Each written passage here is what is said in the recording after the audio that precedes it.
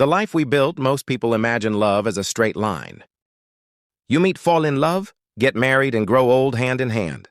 For years, I believed that's exactly what Daniel and I were doing. We had been together for 12 years, and from the outside, our life looked beautifully ordinary. The kind of love story people admire quietly and think they fit. Figured it out, Daniel and I met in college. He was studying engineering, quiet, focused, and steady. I was a psychology major, curious, talkative, always full of questions. Our first conversation happened in the library, buried under textbooks and deadlines. He had a calm way of listening that drew me in, and somehow that balance, his stillness and my energy, fit perfectly after graduation. We married in a small ceremony in Virginia. No grand gestures, just friends, family, and two people who believed love was enough. Life unfolded just as we dreamed. Daniel landed a job at an engineering firm, and I started my career as a counselor. We bought a cozy little house, adopted a golden retriever named Max, and welcomed 2 children, Emily and Jacob, to everyone else. We were the picture of stability. The couple who made it, but behind the smiles, small cracks began to form. Daniel's work kept him late, and I was constantly juggling clients, kids, and endless household tasks. Our conversations shifted from laughter and dreams to bills, school events and schedules. The connection was still there, just quieter, buried beneath the noise of everyday life. Then came our 12th anniversary, a night that would quietly change everything.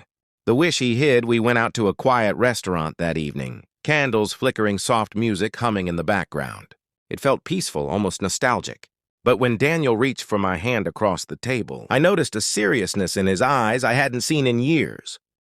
He hesitated, then took a deep breath. "There's something I've been keeping to myself," he said. My stomach tightened. I braced myself for bad news. Maybe his job, maybe something worse. But his words were nothing I could have imagined. He told me he had a wish, a desire he carried for years but had been too afraid to share. He said he wanted to explore beyond the traditional boundaries of our marriage, not because he didn't love me, but because pretending that wish didn't exist was beginning to weigh on him. He wanted honesty, even if it scared both of us. For a moment, time froze. I couldn't process it. The man I trusted most had just handed me a truth that felt like both a confession and a test. My chest ached with confusion, hurt, and something else I couldn't name. That night I didn't yell, I didn't cry, I simply said I needed time. Over the following weeks, I tried to understand not just him, but myself. I filled pages in my journal, talked with my sister, and watched him quietly. Daniel didn't push me. Instead, he became softer, helping with the kids, leaving notes on the counter, showing up with a warmth that reminded me why I'd fallen for him in the first place. Then one evening, I watched him reading to Jacob, his voice steady and kind. And it hit me, his wish wasn't about leaving. It was about truth, about sharing every part of himself with me, even the uncomfortable parts. And that's when I realized love isn't always about safety. Sometimes it's about courage. The yes that changed everything. One night, lying beside him in the dark, I finally whispered my answer. "Yes," I said softly, not because I wanted to risk us, but because I trusted him, and because deep down I wanted to rediscover myself too. That yes became the start of a new chapter. We talked openly, set boundaries, and promised complete honesty. It wasn't easy. There were nights I cried quietly, mornings when doubt whispered in my ear. But each time Daniel reached for me, and we reminded each other that love wasn't something we were losing. It was something we were redefining. Something shifted between us. We started saying yes to more than just his wish.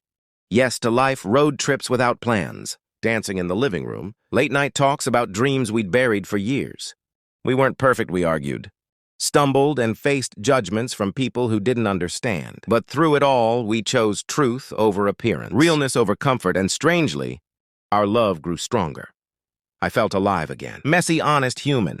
Now, years later, I sometimes think back to that anniversary dinner, the candlelight, his trembling voice, the weight of his honesty, and I realized that at night wasn't the end of our love story. It was the moment we began again. Because sometimes the bravest act of love isn't holding on to what feels safe. It's stepping into the unknown together.